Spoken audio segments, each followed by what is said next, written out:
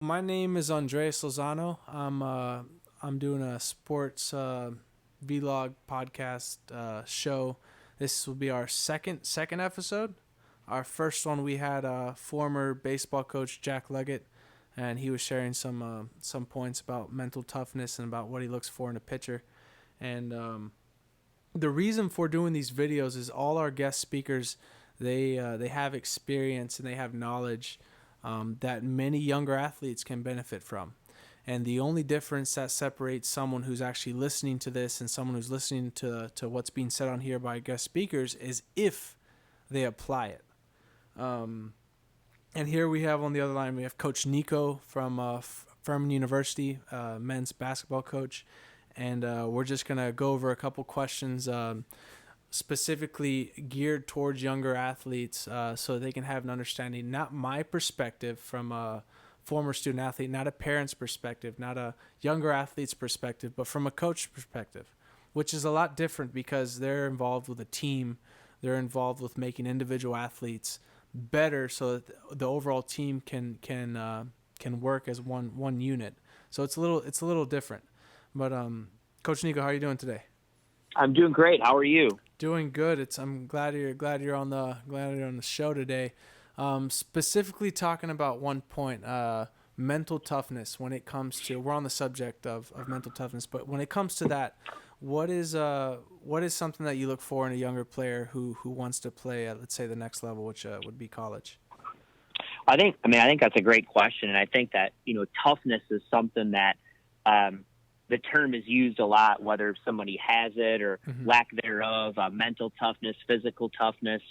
It's kind of a label, and it's sort of I don't want to use the word gray area, but there's no concrete. That probably a lot of people interpret it different, and for me, as I'm looking at mental toughness, it's look at it from a team concept. So basketball is obviously a team sport, and to me, someone who's mentally tough, is can you do the right thing for the team even when it's not the best thing for yourself?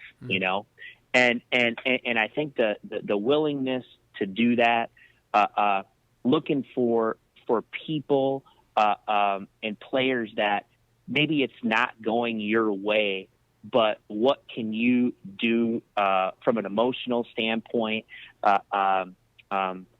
Being positive, being able to continue to help and find ways to encourage, to help your team, and really lose yourself just kind of in the team concept as opposed to the individual concept. Like I'll for example, maybe your job is to set a screen on offense, and sometimes the guy, in basketball, the screener ends up being the guy who gets a shot oftentimes, but you'll see a guy who maybe he doesn't set that great of a screen because maybe he's like, well, if I set that good of a screen, maybe I don't get the ball, or I missed a layup on the other end, and I'm going to spend my time looking at the official or wanting as opposed to sprinting back on defense. I could go on and on, but of course. But to me, that's kind of what I look for in younger guys. And we live in such a narcissistic society, right, where it becomes me, and I think it's our job as coaches and young people to try to get guys to look at things that are bigger than themselves, and I think that's a huge component to mental toughness, and one of the things that we really try to teach here in our program and that I look for in young players as we're either recruiting or we're developing them and mentoring them, and it's always easy to have enthusiasm and go hard when things are good, right, and things are going well for you. But when it's not, can you continue to have a great attitude, to work hard, and to believe in something that's bigger than yourself? It's good. It's good to get behind. I mean, it's easy. Sorry, not good. It's easy to get behind that whenever you're winning 30 to 2, but it's not as easy whenever you're losing 30 to 2 to get behind that mentality, and that's really what sticks out players from being mentally weak or mentally strong when they can actually understand where their position is within the team, just knowing that what effort they put in, everyone else is just going to feed off of. And yeah, that is huge when it comes to the sport. Without question, and it's something that I think probably every generation, but in today's again generation where it's really really me driven, to get kids to think outside themselves a little bit, and see the bigger picture, and to be able to deal with frustration, with things not going your way, maybe not having the role that you want right now, but taking pride in that role. And if you're able to do that, the mental toughness of accepting a role within a team, it's funny, the kids that do that and try to be really, really good at the role that they have, what happens is their role has a tendency to grow. They get better and better. They earn the trust of their teammates. The role has a tendency to grow. It's the ones who constantly don't accept their role, think they should have something different, maybe see themselves differently as their coaches or their teammates do, and they're constantly fighting that battle. Their roles tend to go the other way, right? They tend to disengage from the team. They tend to go the other way. They're constantly frustrated, maybe looking for a way out, and that's difficult. But I think that's, in my opinion, in the team concept, is the essence of mental toughness.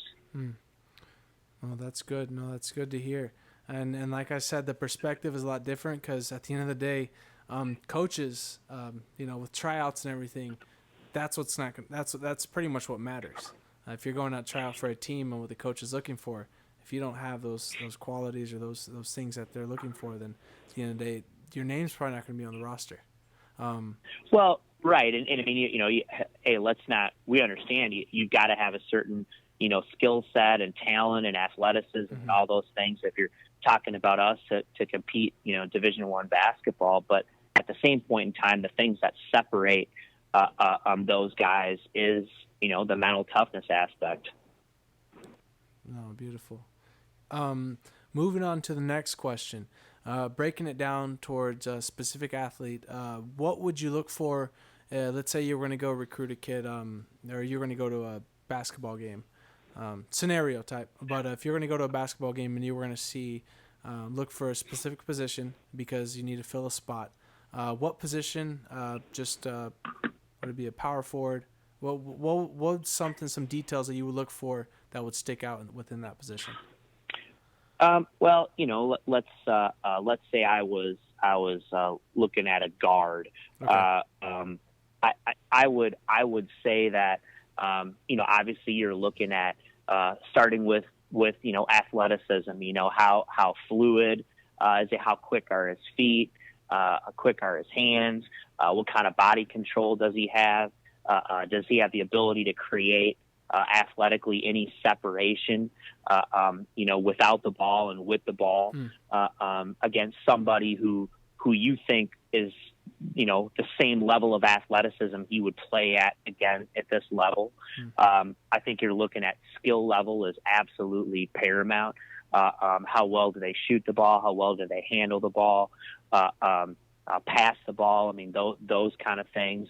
And then you're looking at competitive. I mean, how are they? Do they lead? Are they competitive? Do they make good decisions? As you're watching, throughout the game and what they're doing on both ends of the floor, are they making other people better? It's very easy. We do this for a living. You can see guys that have a lot of talent and athleticism, but how do they utilize those things? Do they make their teammates around them better?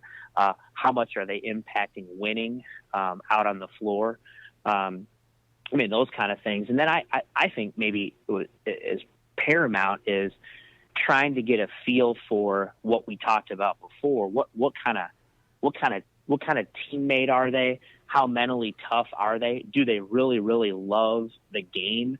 Are they just in it? A lot of people like the idea, right, of being a Division I athlete or being a college athlete or being on the team, but are they really, really invested in that? Do they really love it? Are they the kind of kid that you feel like when they have some frustration or things don't go their way, are they going to continue to work and get better, or are they going to go the other way?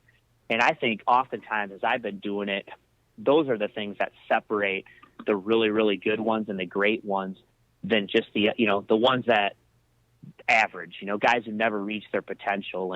And you go play Division I basketball, everybody's athletic, everybody's got talent and skill. They were probably, the quote unquote man on their high school team. So everybody has that coming in, but what's going to separate them above and beyond just the athleticism, the skill, it's the mental piece. And I think that's the hardest part to evaluate in recruiting, is to try to get a grip on that. And I think that kids in general, would be really surprised to find out how many coaches either passed on them, went the other way, or ended up really, really liking somebody because of what they've been able to piece together mentally about that. Maybe they talk to the principal, they talk to other coaches in their conference. They try to watch them interact with their teammates. I like not just going to watch AAU. I want to see a kid in their high school setting. I want to talk to all those people that they're around every day and see how they act, how they perform when no one's watching, right? Of course, it's an investment. And I think that those are the things ultimately which ends up separating the good ones from the great ones. Yeah, it's especially when it comes to when you're going to give a scholarship out or something like that. It's an investment because you're going to be on and off the court is really important, how they carry themselves when it comes to grades, when it comes to playing the game, and as well as their lifestyle. I think that's and obviously a school like Furman, we're an elite academic school. Obviously, that will cut people off the list, right away if they don't cut it that way. And it's the same thing. You're in athletics, you're kind of a front porch to your school. It's a high profile, and the way that you conduct yourself character wise is paramount to being successful and to being able to be a part of something like this. No, that's good. That's good. Niko, I really appreciate your time. I know it's a busy schedule. I know there's volleyball's doing some recruiting right now, and being in and out of season, every sport has their busy times. But I appreciate you your phone call and the things that you shared. Hopefully the takeaway is any young athlete listening, specifically in basketball, because you're doing basketball, they'll be able to listen and have a different perspective from the points you just talked about. I think that's going to be the most helpful. And like I said before, is the thing of actually listening, learning, and then just applying. I think that's the biggest part. Absolutely. I appreciate you having me on. Appreciate it. You have a wonderful rest of the day. Take care. You too. Bye-bye. Bye. So when it comes to the sport and playing, like I said, in sports, the time you spend when no one's watching will determine your level of success. The game is short as far as how much time you spend in front of the crowds, in front of the fans, playing, whether it's a 90-minute game on the soccer field or whether it's 2 quarters in a basketball match or innings in baseball. No matter what it is, you're spending 90% of the time, if not maybe less, or if not maybe more time training, so that you can spend those couple moments in front of the cameras, in front of the fans. So there's a lot of sacrifice to be done. But if you expect to have different results, if you're not willing to put into practice, you're pretty much crazy. It's not going to happen. So you need to put in the work. And what Coach Niko said about mental toughness when it comes to the sport, and actually showing different qualities and actually being mentally strong, being able to be a team player overall. Coaches look for these things, and they see many players, and they go through a lot of people to try to find the right players to fit their team.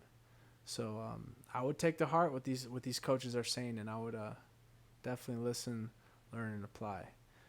But if anyone has any questions or wants to send a message to TimeOut Sports or wants to ask some questions that maybe we can use in some of the future videos, to ask some of the coaches, or wants to get a hold of a coach, just message us on Facebook. We have an Instagram, TimeOut Sports, as well as a Twitter, and all the younger kids are on Snapchat, so I think we may have to get a Snapchat. But just message us on any of the accounts. TOSinspire.com. We have a sports directory, which if you're new to the area, you can get plugged in locally to some of the youth and adult sports. But if anyone has any questions, just give us a call or an email. Hope everyone has a wonderful rest of the day, night, weekend, whenever you're watching this video. TimeOut Sports out.